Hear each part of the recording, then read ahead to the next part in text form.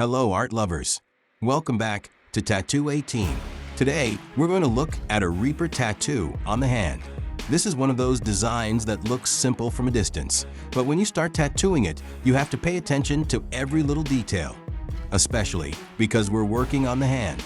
Before we get started, if you enjoy tattoo videos, tattoo techniques, ideas, and tutorials, make sure you subscribe to my channel, Tattoo 18, because I post tattoo-related videos regularly. For this tattoo, I wanted the Reaper to have a dark, bold, and slightly mysterious appearance. The Reaper is usually associated with death, but in tattoo art, it can represent many different things: mortality, fearlessness, the end of one chapter, or simply a reminder to live life without fear. The hand is also a very interesting place for this type of tattoo. There isn't a lot of space to work with, and the skin can be quite challenging. So, the design has to be planned carefully. I kept the main features of the Reaper clear, especially the face, hood, and darker areas, so the tattoo still looks strong even after healing. For the outlining, I used a 3 round liner cartridge. I worked at around 8 volts with a 3.5mm stroke. With a small liner like this, I can get a clean and controlled outline while still keeping enough movement to follow the shape of the design. When I'm doing the outline, I'm not trying to rush. Especially on the hand, I prefer to take my time and concentrate on getting smooth lines and a good structure. A strong outline gives the whole tattoo a better foundation. For the black, I used dynamic black ink. For the shading, I used a 13 Round Magnum cartridge at around 6 volts with a 2.5mm stroke.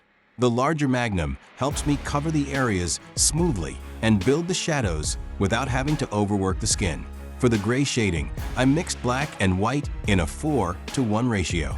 This gives me a softer gray compared with using pure black, and it helps create a nice transition between the darkest areas and the lighter parts of the tattoo.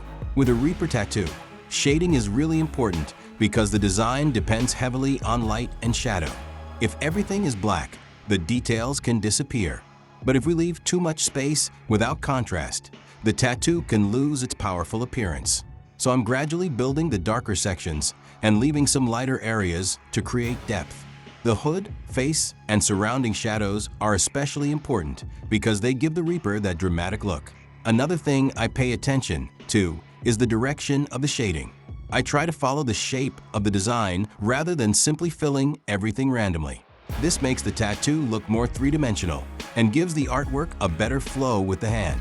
The Reaper's face is the main focal point, so I want the eyes and facial structure to stand out. Small details like these can completely change the expression of the tattoo. And because this is a hand tattoo, I also keep in mind that the tattoo will be seen from different angles. So the composition has to work not only when the hand is straight, but also when the person moves their fingers. For me, tattooing is not just about putting ink into the skin. It's about controlling the machine, choosing the right needle, understanding the skin, and knowing where to place the contrast. A good tattoo is a combination of design, technique, patience, and proper execution. If you're planning to get a Reaper tattoo, remember that you don't always have to copy the exact design you see. You can change the expression, hood, background, symbols, or even add your own personal meaning to make it unique.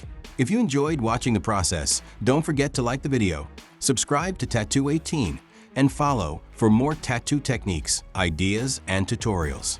Thanks for watching, art lovers. See you in the next tattoo video.